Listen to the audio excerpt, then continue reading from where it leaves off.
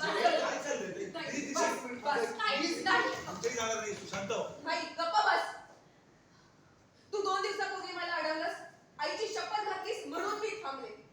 कारण मला वाटलं की आपल्याला जे आईने प्रेम दिले ते तुझ्यात शिल्लक आहे म्हणून मी थांबले. पण मी चुकले. आता मला नाही थांबायचं या घरामध्ये.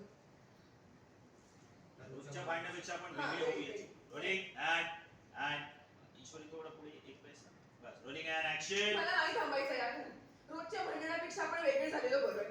माझं ऐकून घे प्लीज. नाही नाही, काही ऐकायचं नाही. आणि आज तू काही बोललास ना तरी मी थांबणार नाहीये.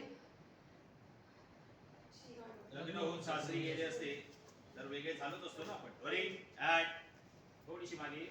कुठे मागे? हा तू थोडा मागे. Correct. Roll good and action. नाही, आज तू काही बोललास ना तरी मी थांबणार नाहीये. लग्न होऊन सासरी गेले असते तर मी लग्न होऊन सासरी आपण वेगळे झालो असतो. And action. नाही, आता तू काही बोललास तरी मी थांबणार नाहीये. माझं लग्न होऊन मी सासरी गेले असते तर आपण वेगळे झालोच असतो ना. आणि आयुष्यात कधी ना कधी बहीण भाऊ वेगळे होतातच. आज तो दिवस आहे असं समज. अंजली तरी पण घर सोडून जा. नाही नाही, ज्या घरात माझ्या नवऱ्याचा अपमान होतो त्या घरात मला घुसमटायला होईल. आणि माझ्या नवऱ्याचा पुरुषार्थ आणि कर्तबगारी मला जर सिद्ध करायची असेल तर आपल्याला हे घर सोडावंच लागेल. सोड. शांत हो प्लीज. बघ माझ्यावरचा राग बाळावर काढू नकोस प्लीज. आणि बाहेर जाऊन कुठे राहणार आहेस तू? मी माझ्या नवऱ्यासोबत झोपडीतही सुखात राहू शकते. ताई ताई प्लीज असं तू तर काही बोलूच नकोस.